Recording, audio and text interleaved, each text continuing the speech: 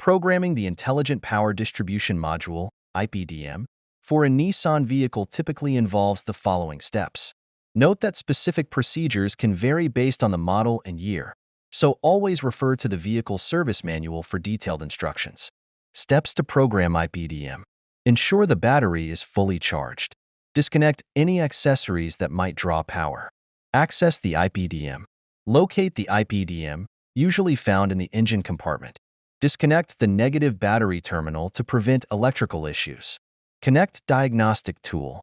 Plug the OBD2 scanner or Nissan Consult tool into the vehicle's diagnostic port. Read fault codes. Use the Diagnostic tool to scan for existing fault codes. Clear any codes related to the IPDM before programming. Start the programming procedure.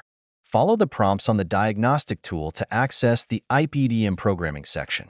Select the option to program or initialize the IPDM. Follow on-screen instructions. The tool may prompt you to turn the ignition on or off at certain intervals. Ensure you follow these instructions carefully to avoid programming errors. Finalize the programming. Once programming is complete, the tool should confirm successful programming. Clear any remaining fault codes.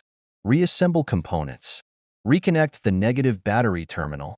Reinstall any components removed to access the IPDM. Test the system. Start the vehicle and test all electrical functions to ensure the IPDM operates correctly.